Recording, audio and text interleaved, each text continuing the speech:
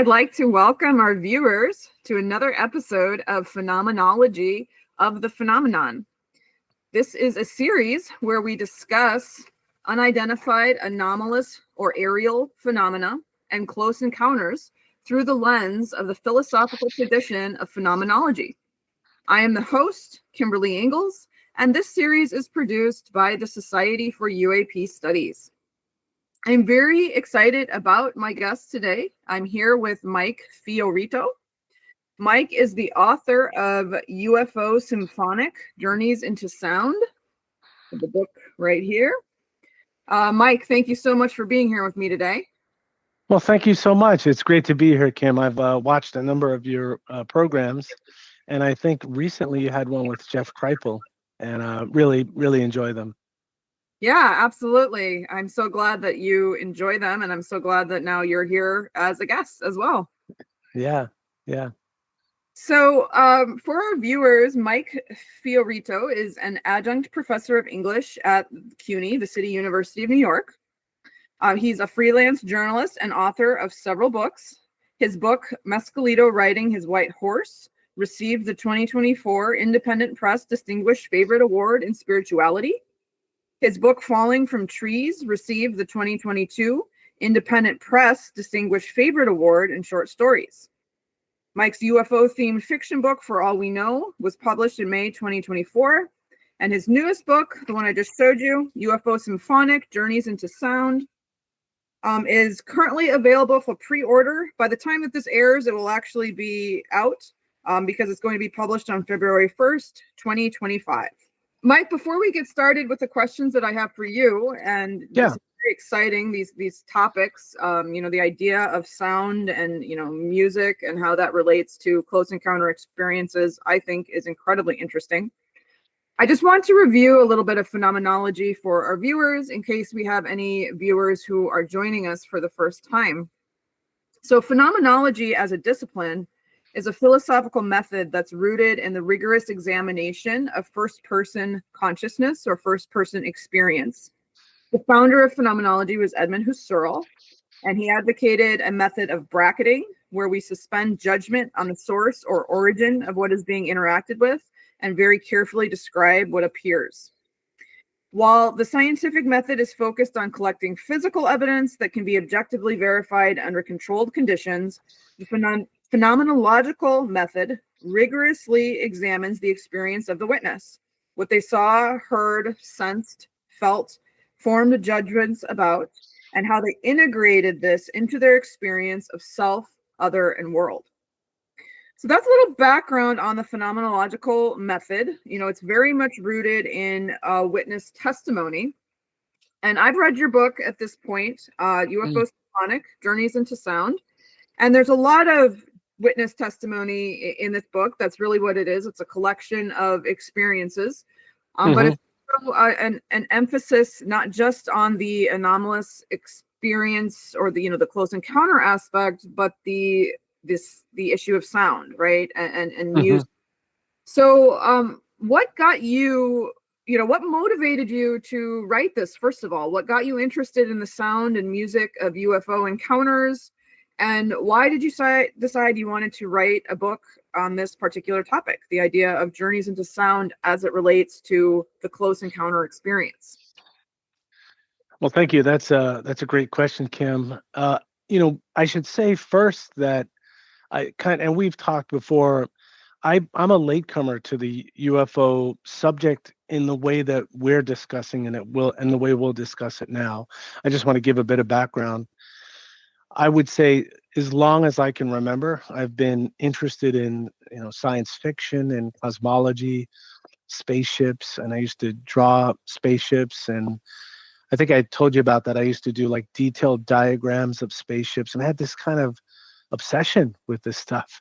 And in my book, For All We Know, it's funny because when you write a book, sometimes you forget what you wrote.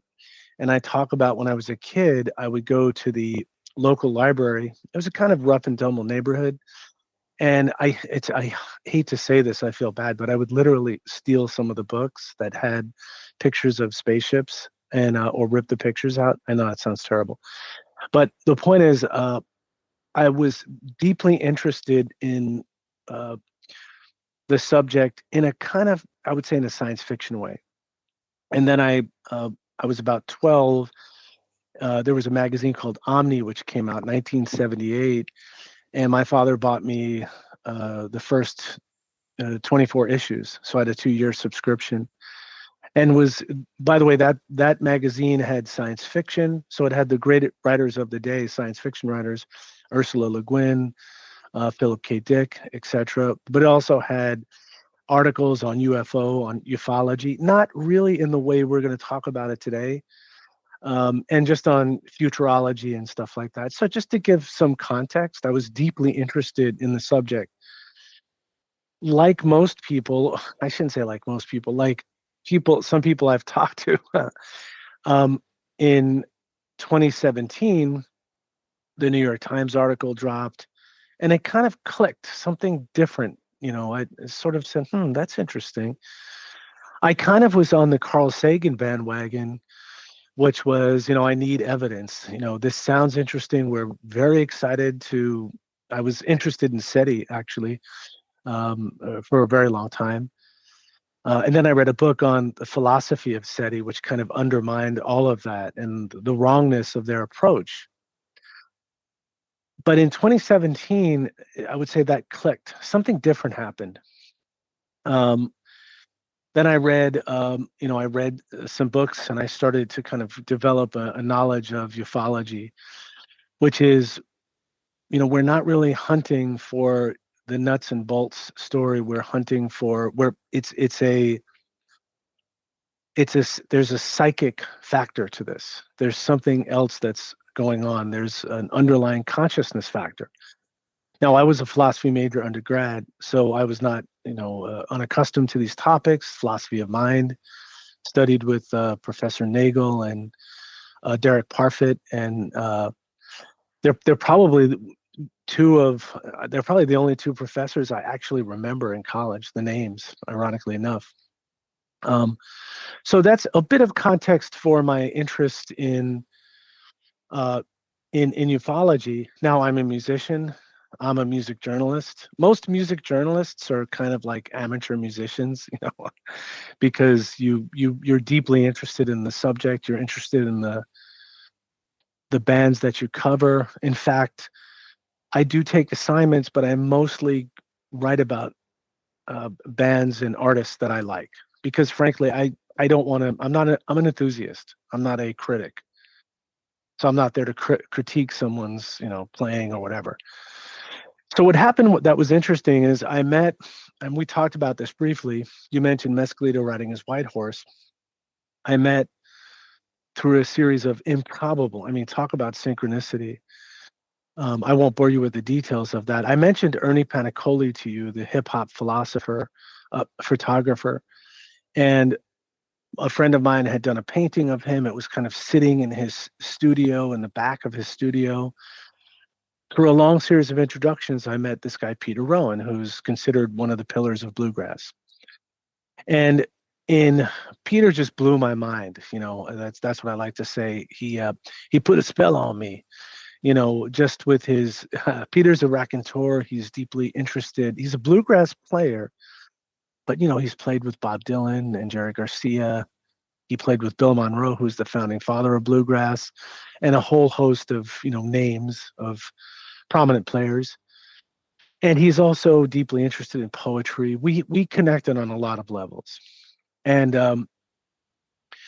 as I was writing, when I would speak to him, he's so poetic and lyrical, and in the conversation and the interview I was doing with him, I said, I think I'm getting a vision, Peter, of something bigger. It's more than an article. And I kind of presented it to him, and he said, okay, let's do it, And so I went down the path of writing Mescalito riding his white horse. Now, this is a book about music, but when you read the book, it's kind of it's also a spiritual, it's a composite like of the perennial philosophy. And that this is the way it came out. It was a compilation of, I had dreams in this because I was dreaming about Peter. And I thought, I'm telling Peter these dreams, and I'm thinking he probably thinks I'm really crazy, but he didn't. And I was reading the Bhagavad Gita. I was rereading the Bhagavad Gita. I was reading the Ramayana, the Rig Veda. I was, reading these texts, and I kind of it just I became music. I'm already music obsessed, and the truth is when I'm writing a book and I'm finishing it, I'm usually starting the next book. And if you read For All We Know, a central component, which I wrote after Mescalito riding his white horse, is that there's something in music. There's intelligence, there's information in music. And as I began to write the book, I realized it's more than just information. There's music takes us out of our egocentric kind of world. It's a contact modality is really what I discovered. And you said, well, why did you tackle this subject? I mean, no one else has really done it before. Um, Grant Cameron did a book, I think it's called Tuned In, and it's a fine book.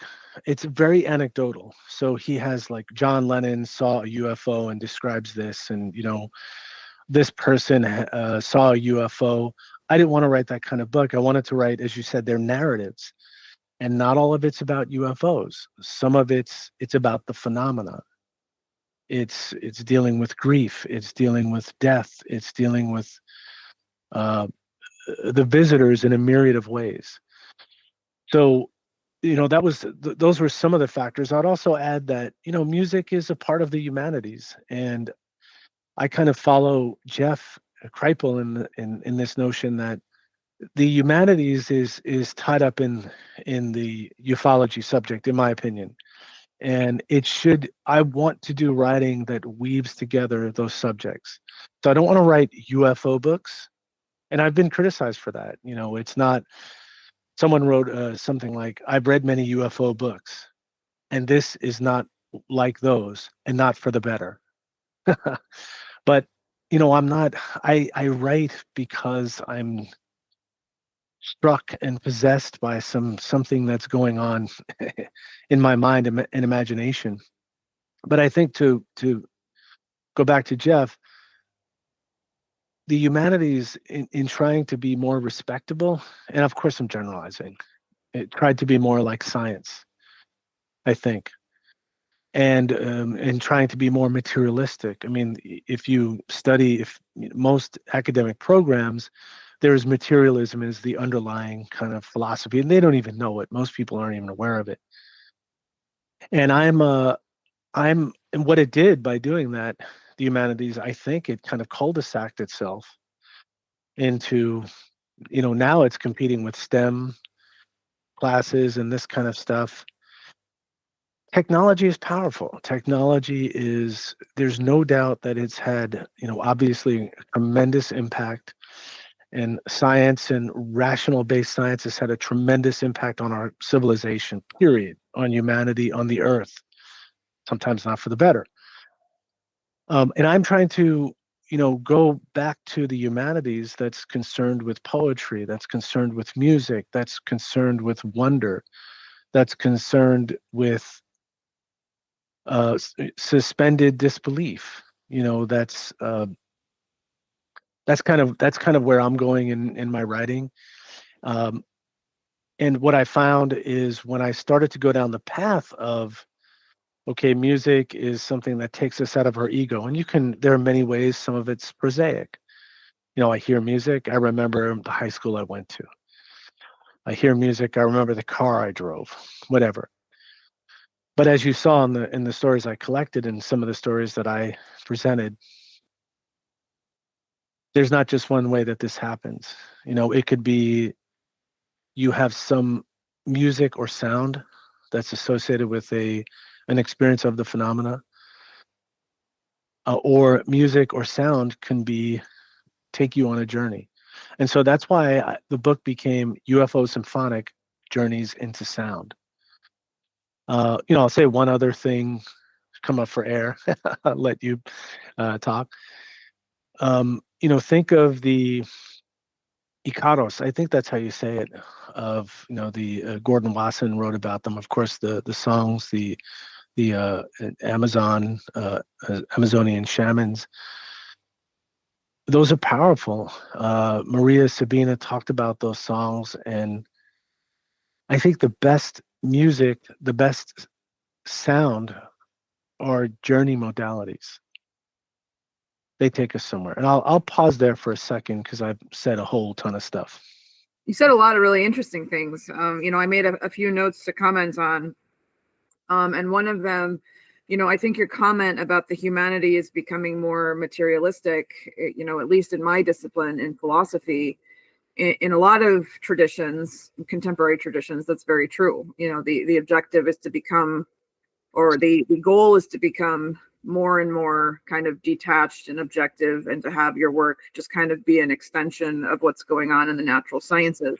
And there's certainly a place for that kind of work, but we've also, when it's limited to that kind of work, we're losing something, Hmm. and in the Greek tradition, philosophy was a way of life. It was understood that you kind of had to go through a transformation in order to have access to the truth.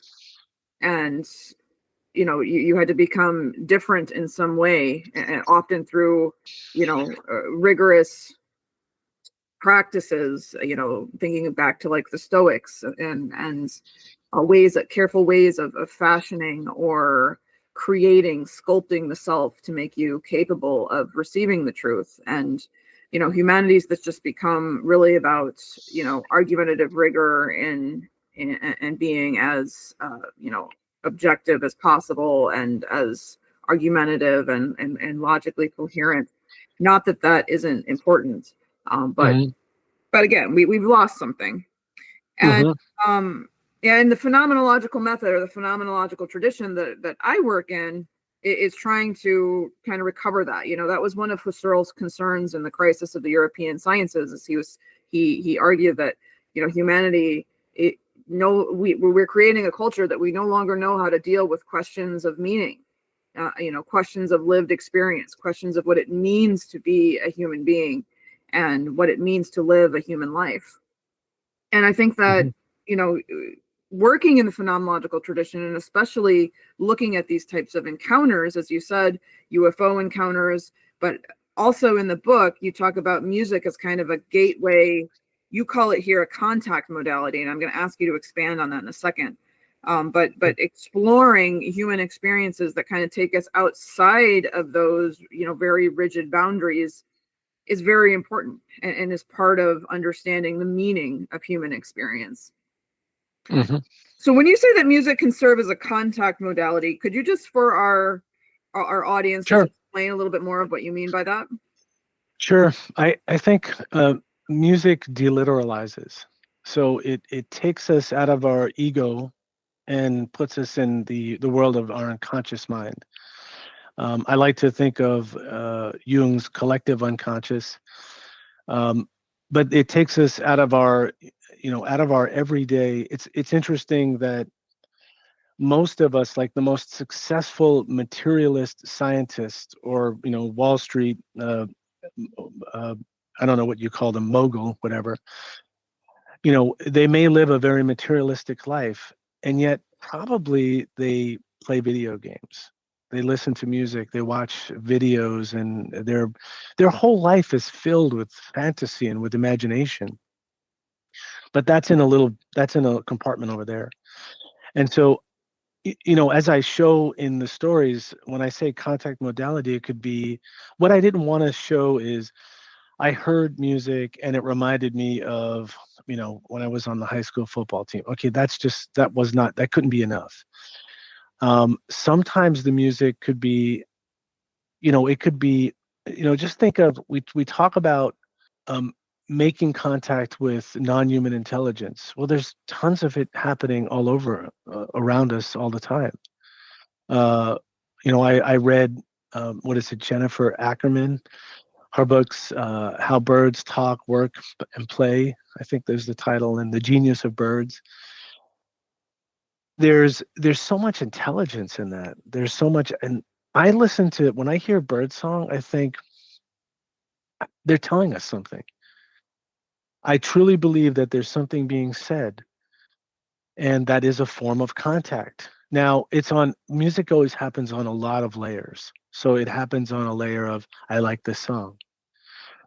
What was the cultural context? There's so much culture that's packed into music. You take any form of music, let's take the Delta blues. I mean, that's a confluence of, African root music, rhythms, African American music as it's forming in this country on this soil, um, British Isles music, and it's happening in the Delta in a specific place.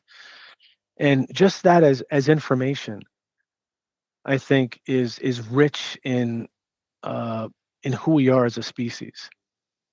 So there's that simple level, and then just I think if you allow your imagination to be taken by music, and especially and I'm not promoting it at all, but especially if you're, it doesn't have to be, but if you have a sacred plant, for instance, certainly music is a means to uh, make contact. And I mentioned the Icaros songs. Um, they are, as described, by Gordon Wasson, when Maria Sabina would sing these songs. And if you've gone to these ceremonies, they're incredibly transportive. And I saw like there's a connection between music and UFOs because they're both like busy. UFOs are always going somewhere. They're transportation systems. And music is like that too. It is a transportation system. So it's on a myriad a number of levels. Now you go to, and I discovered this as I was writing the book. So I had kind of the book was a process of discovery.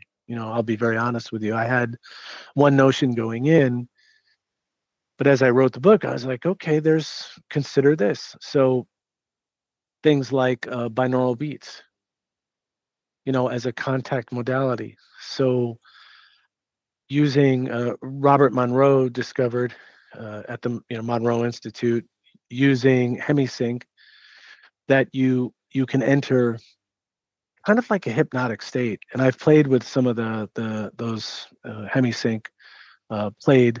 I've done some of that work, and you certainly go into a contact.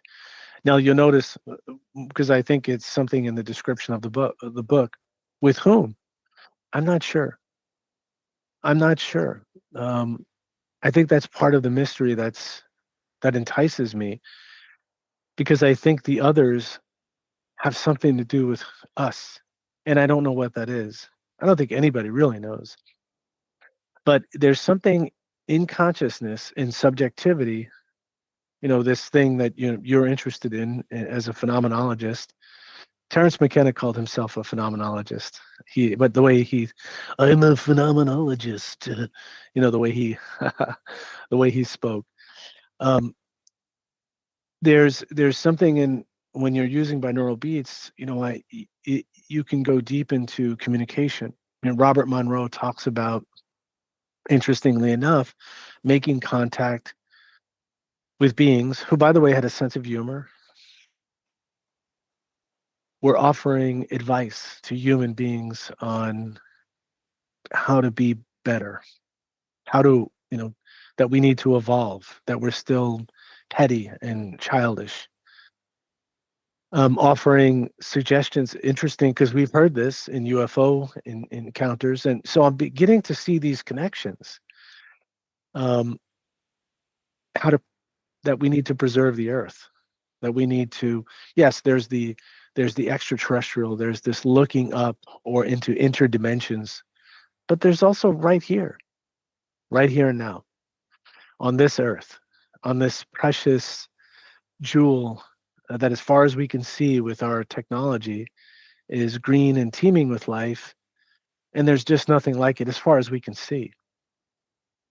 I think most human beings, and I'm not judging anyone, most of us aren't awake to that fact. And even those of us who are awake to it often fall asleep. to it.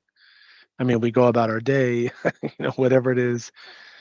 We're not really, we don't spend our day giving reverence to the earth, being thankful and grateful for the food we eat and the air we breathe. I do think that there's a key to this awakening and this discovery that music can help us uh, discover. There's an awakening to this earth. I mean, to this planet. If we are bypassing it to go to other dimensions, we've somehow, I think, failed a test. I believe. Um, I talk about it in the book to mention one thing because you said this. How is it a contact modality? Shamanic drumming. So I went to a San Pedro uh, ceremony that was extremely powerful, and it was through the drumming. You're also consuming the San Pedro and in different ways. Some of it was mixed with berries, and some of it was liquid. You're being led by a shaman. It's very serious. This is not to be trifled with. It's not. Um, I hate to use the word drugs. They're not drugs. They're sacred plants, and the shamans that were leading the ceremony they did have a sense of humor, I should say, but there was an acknowledgement of the power of San Pedro and of Mother Earth, and it was very devotional and serious in that respect. But when you take these, you consume, and you can get to that place in different ways. Holotropic breathing through meditation, but shamanic drumming, just those beats with music, you go on a journey. It takes you somewhere. And what I found is it takes you mostly deeply into you. And what do you find there? You find the others. So you asked me a question about that, the others. And we can talk about that here and now, or later. But really, what I found is the others. It reminds me of when you see a Buddhist painting and you see the Buddhas standing on top of other Buddhas, and there's this ancestral connection, the others, um, this connection to the dead, and this connection to I am you, I am that. So that's probably a whole lot of stuff. If I could pause just for a second there, take shamanic drumming. Now let's move it a little bit away from just think of drumming and beats. Um, how how seductive it is. I mean, disco music. Most music has a beat. There's something to that rhythm, and that's mundane, right? It's music and sound is not. It's on so many levels of architecture, which could be one is just, you're just dancing to the music. Another is taking you deep into yourself, where you find an ecology of souls, to use a Joshua Cutchin, who he got that from Terence McKenna, by the way, expression. So I'll stop there. If that helps.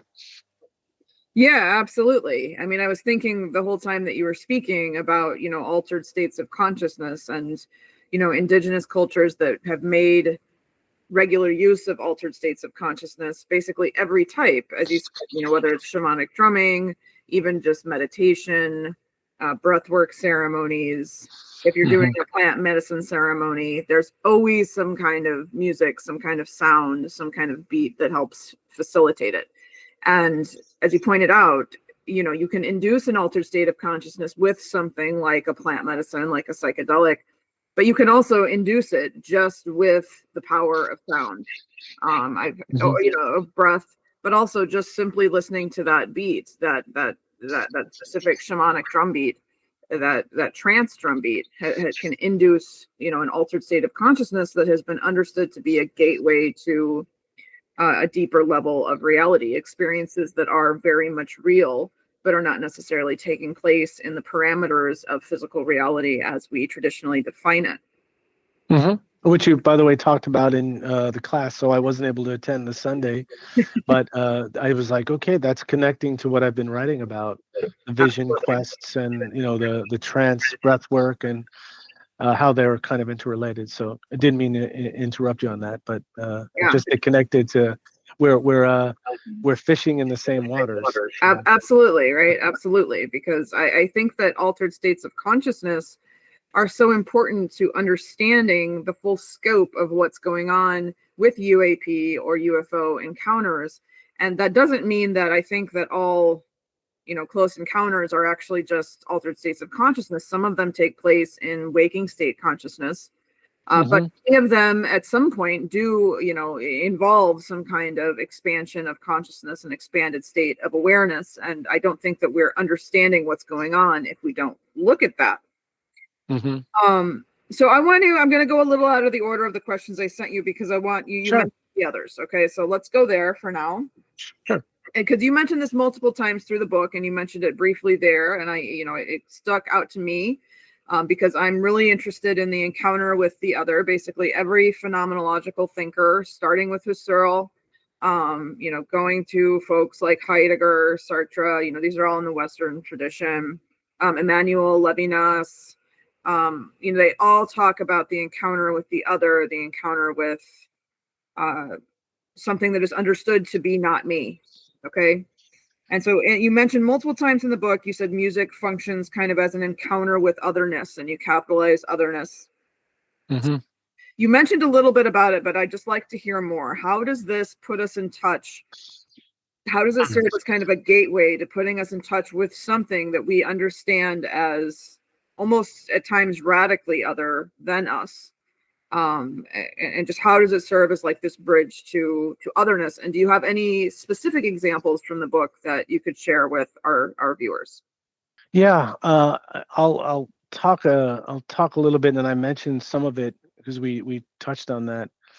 So I think the notion, the idea that the other is ancestors, and there's in Buddhist tradition, this is a source of power. Actually, in many traditions, in many indigenous traditions, in fact, some indigenous traditions, I've read Andy Six Killer Clark, and she talks about, well, when they see orbs, they say that's our dead uncle. That's someone who's deceased from this plane.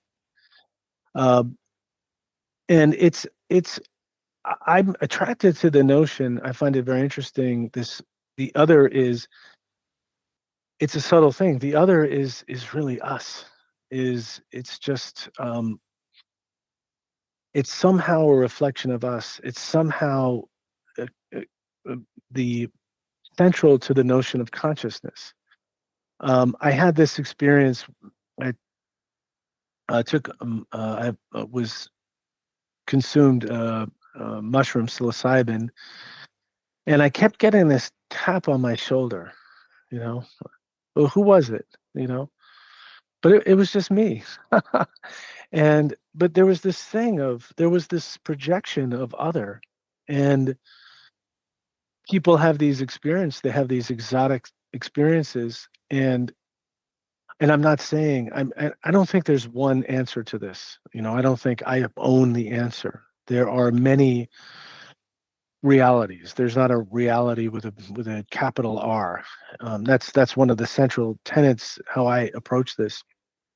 The trees are others. We are bound up with them. We are bound up with the grass. We are bound up with the animals. I mean, every cell in my body has been nourished by all of those things I've just mentioned. The oxygen from trees and grass, and the animals that consume the grass. So it may sound rambling, but I don't think there's a one trick pony answer to this. I think it's multi-layered. And I find it interesting. It's sort of very much in Buddhist tradition, when you go searching for when you think of consciousness, when it's something probably before I studied philosophy, a deep look at the I, who I am, connects me to the others, to who you are. Um, Ideally, that that notion wakes us up to becoming just realizing the responsibility that involves. So, I am you, you are me, and I sound like a Beatles song. Um, we are all together, but there's truth in that. And, even the Buddhists say this notion that anyone is potentially your mother, and so treat everyone. But there's something, yes, there's that, perhaps that's so. There's the underlying responsibility of ethical, kindness. Maybe that's a story that's told to wake us up to the necessity of kindness. While I feel that, and we talked about this when we met, this reality is somewhat provisional. I mean, it's there's more space between subatomic particles than there are particles. And yes, you can knock on things, but as they manifest and materialize, they're provisional. That doesn't mean, therefore, that none of this matters. It all matters so much, because as we're here now and as we materialize in this instance, in this now, you as the other are me. And being kind to you is being kind to me. Being good to each other and having that ethical responsibility is shared. It's our interconnectedness. So I don't know if that's roundabout way, uh, and people have great theories on who the others are and how they experience. Whitley Strieber calls them the visitors. Sometimes they appear benevolent. Sometimes they appear scary. Um,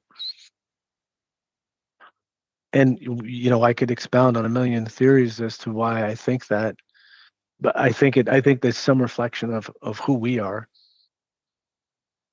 And who we are is typically contextualized by our situation. We have the opportunity to break out of it. Um, so is there what do you think about that? Is that something you've thought of in your work, and does that resonate with you? It does in a lot of ways. I mean, this theme that the other deep down is actually in some way us. That's a theme that comes up again and again in altered states of consciousness. It's a theme that comes up in mystic experiences. I realize that the other is me. And it's a theme that comes up repeatedly in experience or testimony. As you know, I've done a lot of research on experience or testimony, people who have had encounters or experiences with the visitors, with the beings, with some kind of radical otherness. And they leave with this very deep sense of that everything is one, that the other is me. When I harm the other, I'm harming myself. And when I'm kind to the other, I'm kind to myself. And that's also a kind of ethical tenet or ethical maxim that you really do find at the heart of most of the world's religions as well. That understanding, I think it's expressed in different ways, but they're ultimately pointing towards the same thing. But I want to go to what you said. You're talking about encounters with otherness, and it can be perceived as the ancestors. That is a very loving, positive experience, encounter with otherness. And as you said, some of these encounters with otherness, whether it's through music or it's through a close encounter, they are very warm and loving and positive. But you also said that some of them are quite scary. And Mm-hmm. I see that too. And that's kind of the experiences that I'm really interested in, or the ones that interest me the most, is ones where what they encounter in the moments that they're encountering it, it seems radically other. It doesn't seem like the ancestors. It doesn't seem like something that's loving or caring. it seems like something that's really radically different and radically other, and that's very scary to the individual in that moment. Mm-hmm. And how they still quite often, not always, but quite often, will reach the conclusion that that radical otherness was still connected to them in some way. So I would like to hear more about what you said. Some of them are perceived as quite dark and scary. What do you think about that? The other that's encountered as radically other, as something very different from us. Yeah, it's not all rainbows and unicorns, that's for sure. I've been reading Alexandra David Neal's book. It's magic and mysticism in Tibet, or some combination of those words.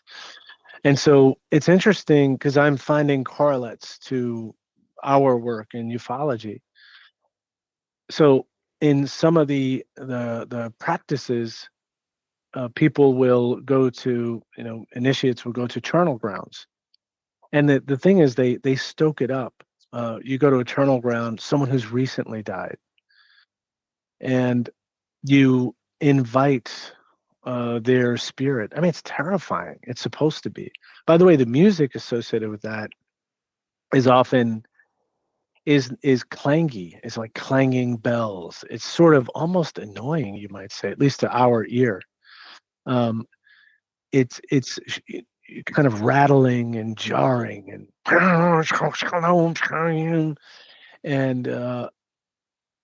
the initiates will. And it's in the Tibetan Book of the Dead as well. You're going to encounter uh, dark spirits and evil spirits, which probably are you too. But so I don't think you can avoid these things. I think you need to confront them. I mean, we are not all rosy and perfect, click our heels 3 times and be in, some magic mystical land. Maybe that's the end goal, is to find peace with all of it. And I'm long been interested in the Buddhist practices of, uh, you imagine someone that you don't like. You don't pretend to like them, but you develop a practice of wishing them, kindness and happiness. And what is it that that person would have enjoyed, and made them happy, which seems counterintuitive. Um, you can't avoid the dark side. If you avoid the dark side, like Jung felt, it probably is going to eat you up and consume you. And there's a dark side in all of us.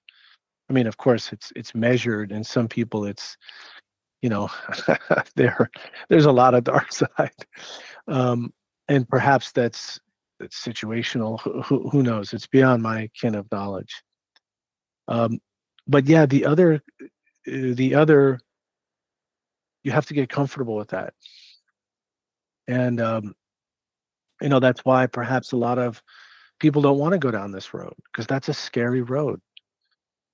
That's a scary road to go down, to make that confrontation in whatever practice you have. I mean, Jesus said, turn the other cheek. I mean, it's so simple, right? Just turn the other cheek. But Buddha kind of gave us a practice it's in the writings, how do we do that effectively without turning the other cheek, but being passive aggressively angry and, just, yeah, I love you, and you don't really mean it. But that other is us. And when you see those paintings, and you see that horrific in the Tibetan paintings and the Buddhist paintings, you see this terrific, horrible looking, frightening, uh, teeth bearing, fangs practically. When the initiates are out and they're in the charnel grounds, they're calling, come, you rip my flesh, tear me to pieces. You're invoking them to come. I think anyone would find that a tricky and not so easy experience when you actually go and do it. If you go to a cemetery If you sit, and you're in this quiet, dark place, and by the way, the lama, under whom you're studying is not exactly holding your hand. They're probably pushing you into the darkest places. So yeah, I think it's so important. And oftentimes, I mean, the Dalai Lama said his greatest teacher was Mao Zedong. Your greatest teacher is probably your greatest enemy. And sometimes the greatest enemy is actually ourselves. We are our own greatest enemy, and that's a tricky thing for us to work with that shadow side. And I mean, Jung wrote the Red Book. It's like he's confronting that shadow side, and he kind of kept that quiet. He kept that on the down low. you know. Uh, the other is us.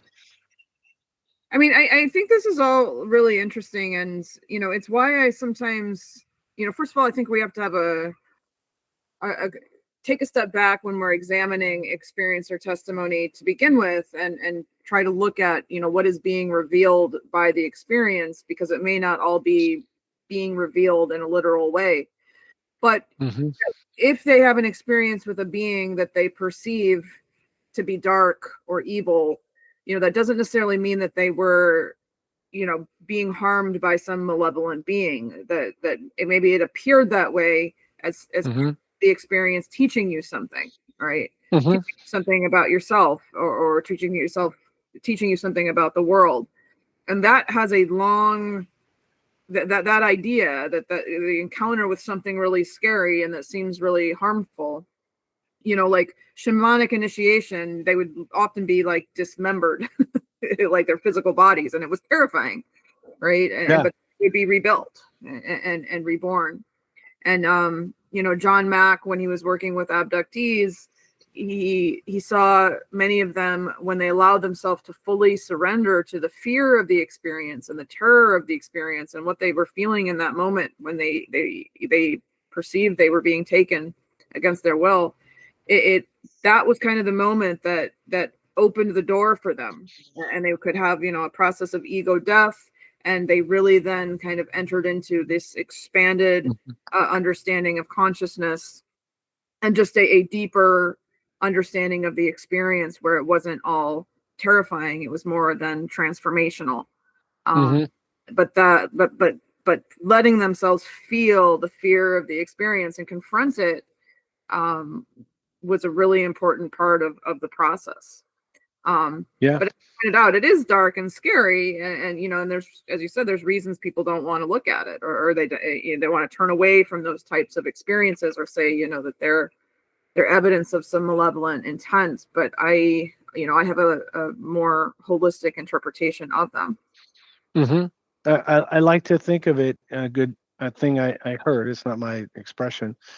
Nirvana is samsara, and it's like, wow, when you think about that, and samsara is nirvana, and when you can, it's a different way of expressing what you've just said.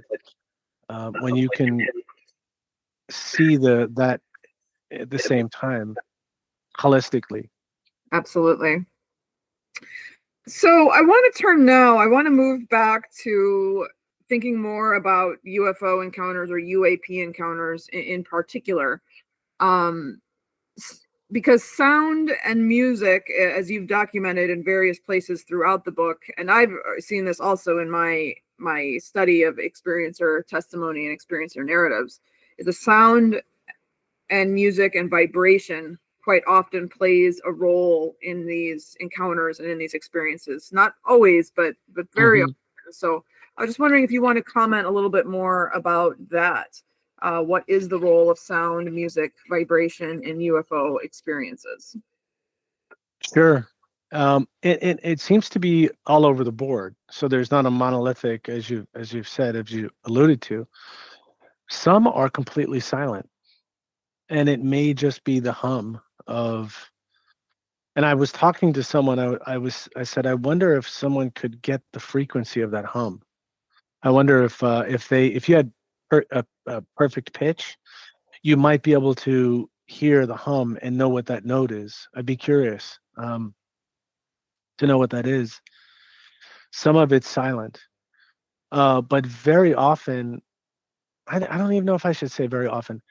It does happen, and you read in the encounters.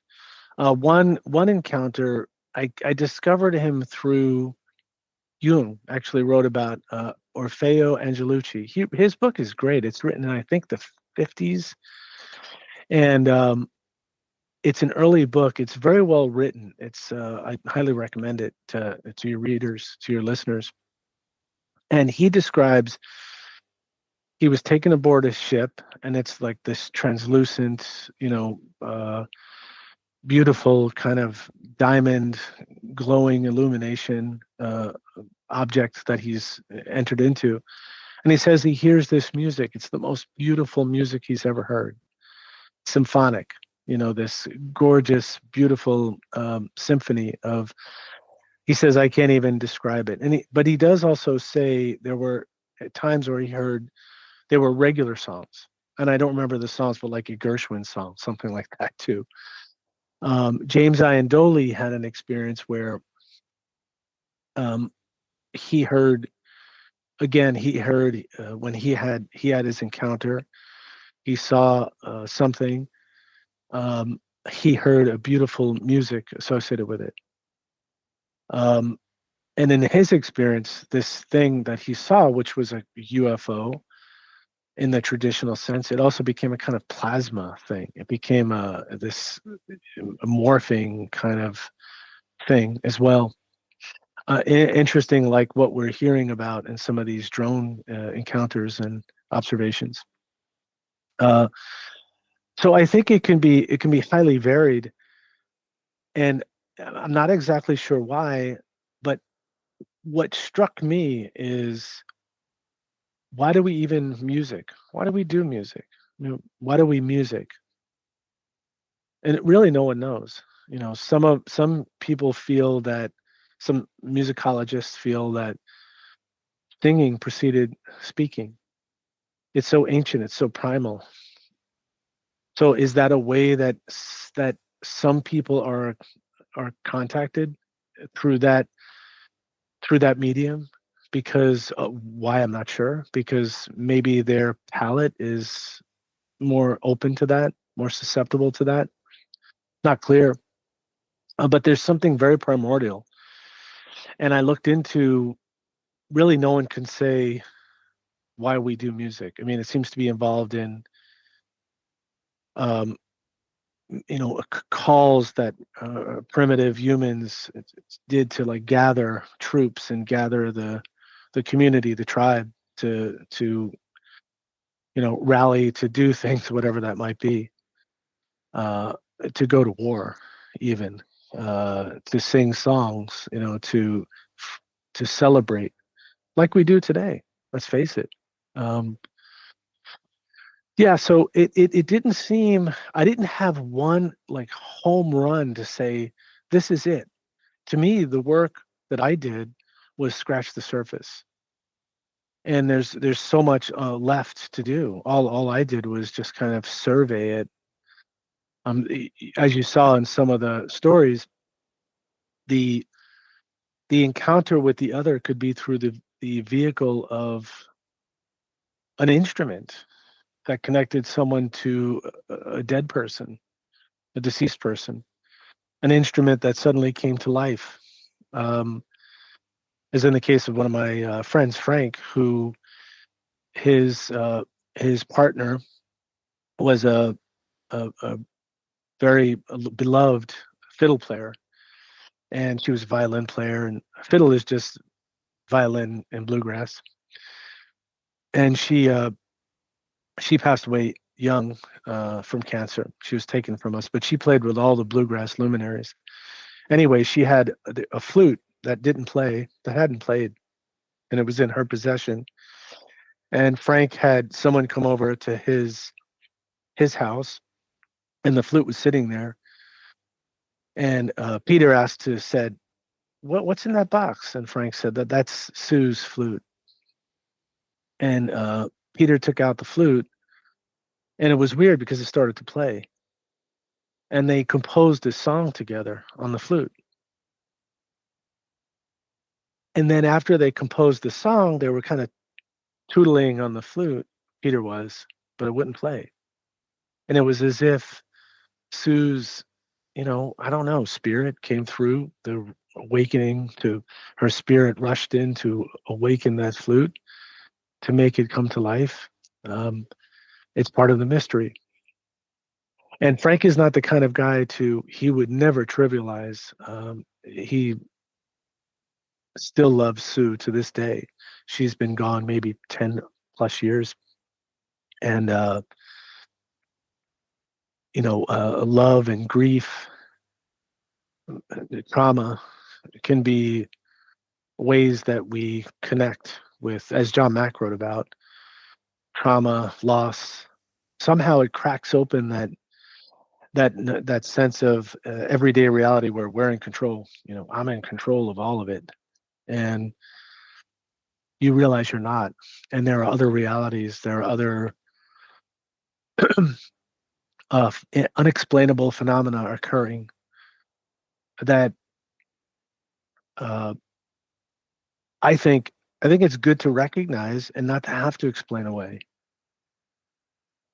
Why should we know everything?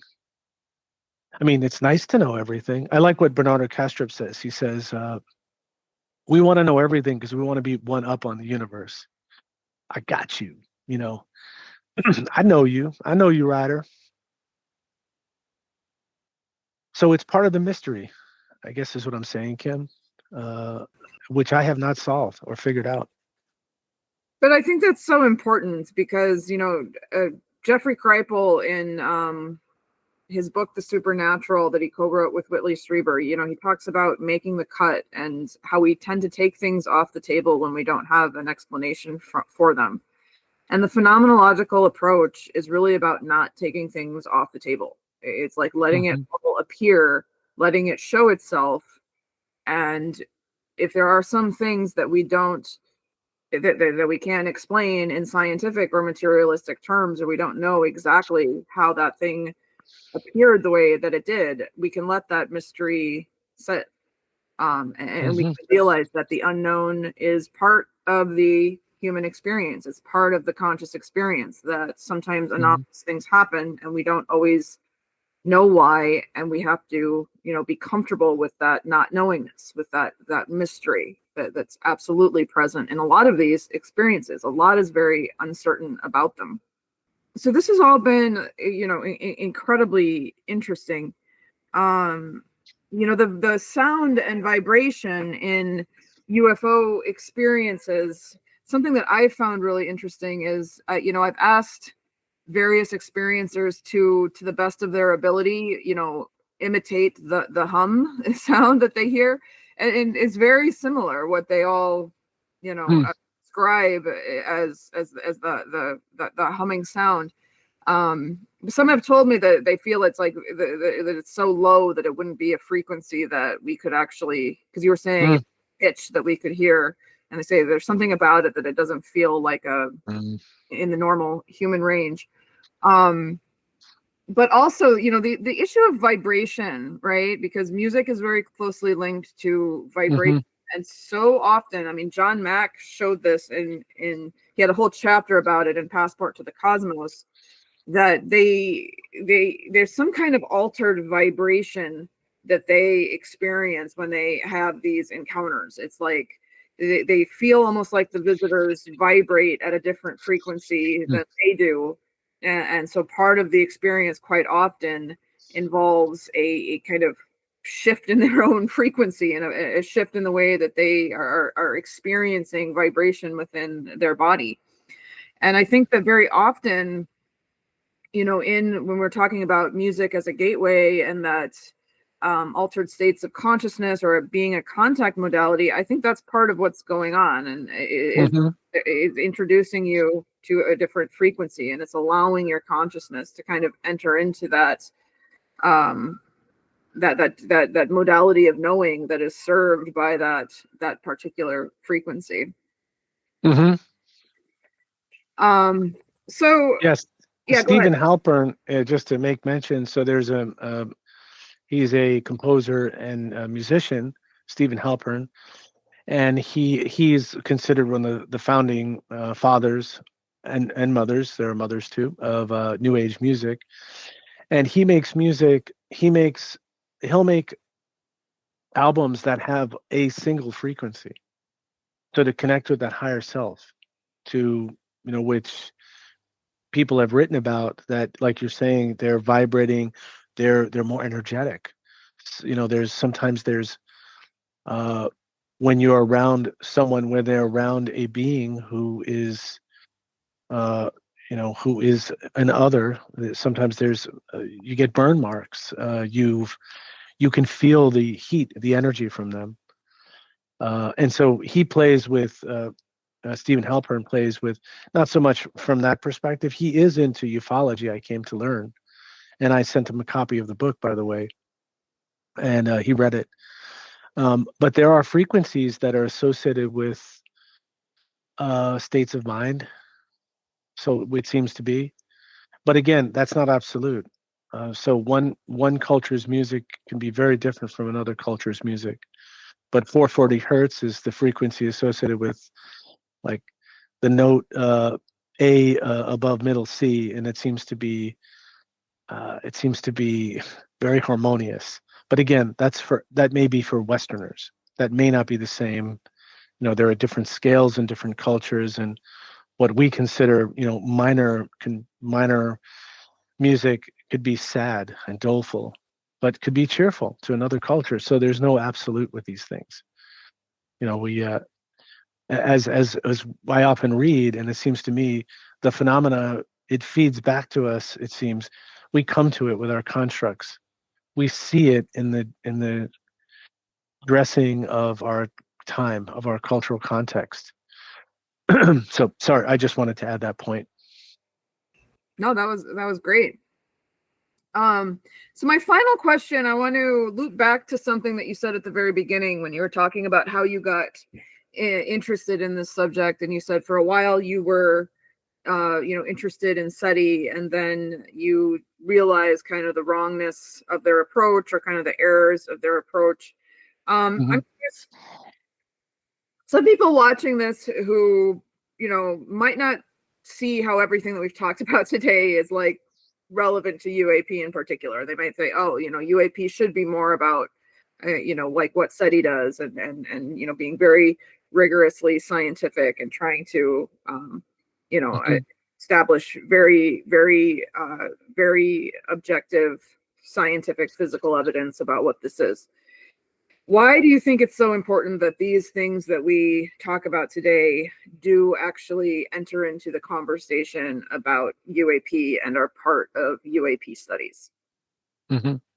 Well, great question. Well, there seems to be, the more I dug into this, there's as mentioned, in the outset, there's a psychic component to this. When there's an encounter, there's often a telepathic experience. I'm forgetting the pilot's name. It's not Ryan Graves, the pilot who saw the Tic Tac. What he said is that when there's something called a cap point, right? And a cap point is basically something just the pilots, they're going out on a mission, just they know.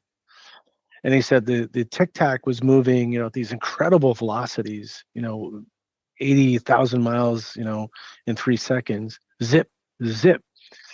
And at one point, it appeared at the cap point, and he was perplexed. It was as if, and the phenomena has a sense of humor.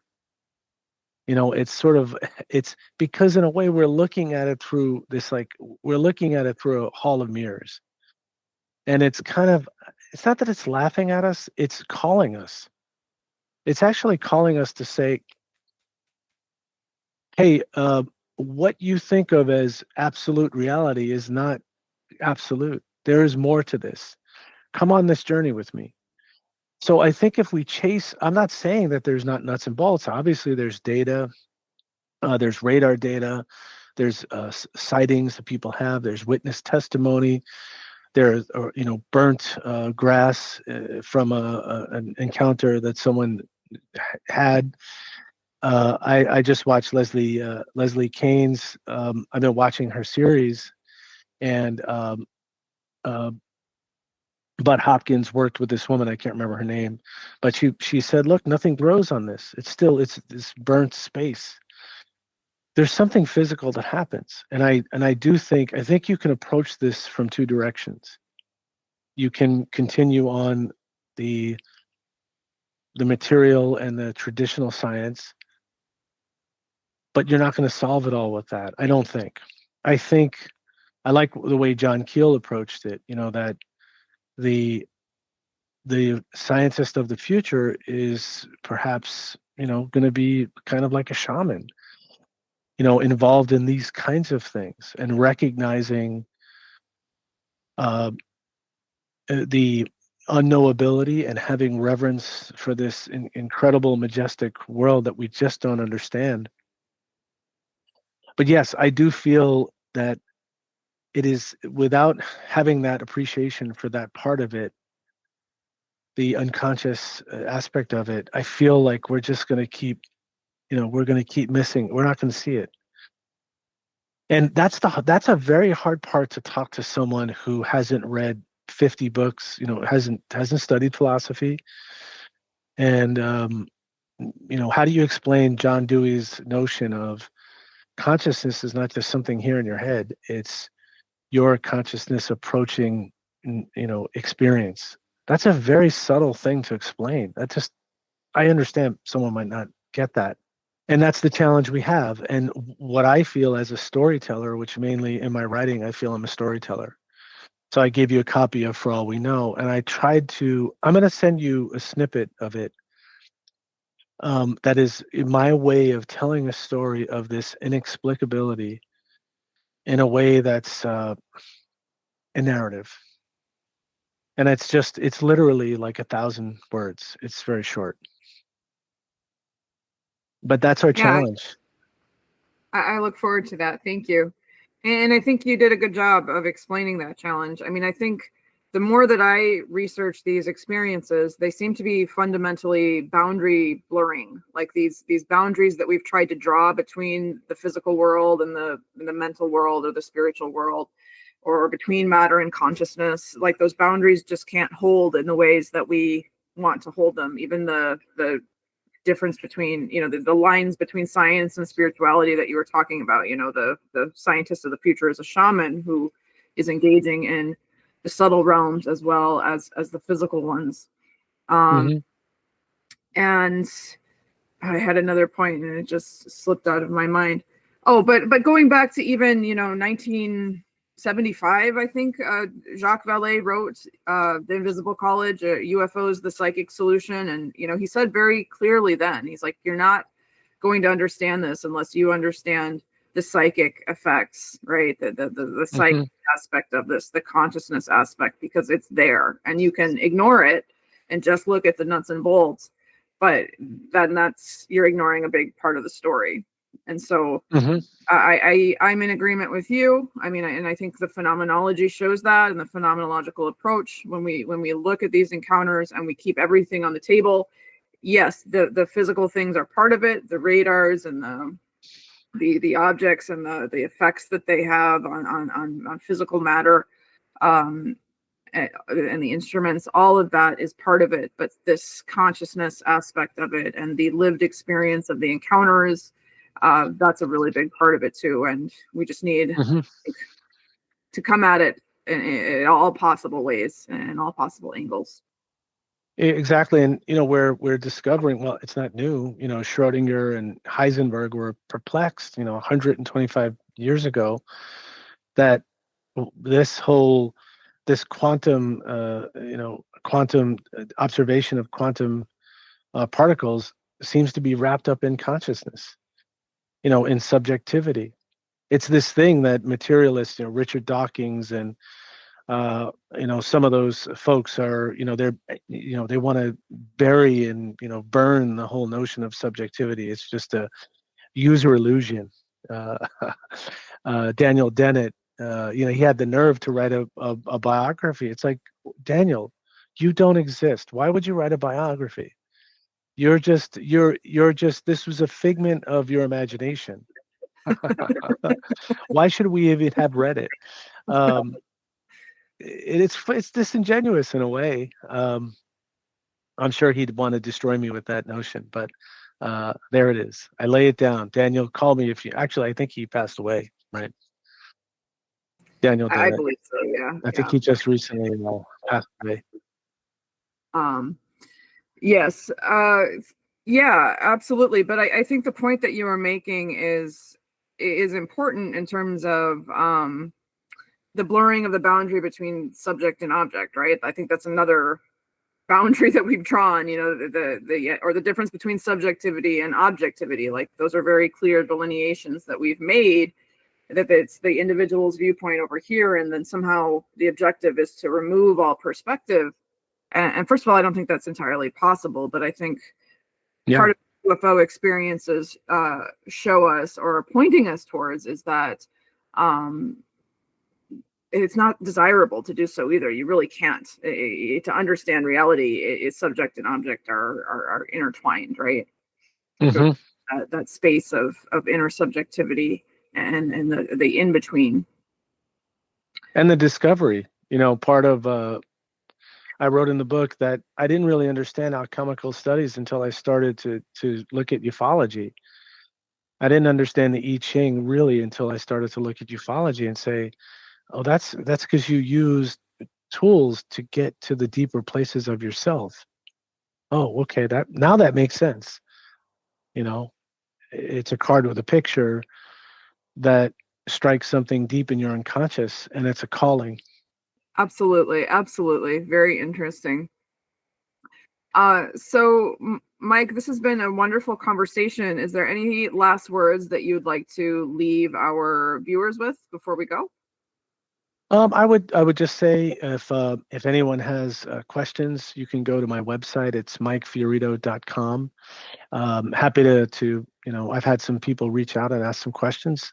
I'm working on a new project. It's still in the really early stages, but kind of connecting ufology to mystical experiences. Again, really early stages, collecting some stories and just doing the reading and getting my ideas together, the discovery. So I just want to say, Kim, thank you so much. It was great fun, and we went all around, the mulberry bush here, and it was great. I just love that. I mean, that was super fun for me, and thank you so much. Thank you. It was a fun conversation for me as well, and I like the diversity of topics and the places that we were able to explore. So thank you very much. And I'd like to thank our viewers for sticking with us throughout this conversation. I am the host, Kimberly Engels. This is Phenomenology of the Phenomenon, produced by the Society for UAP Studies.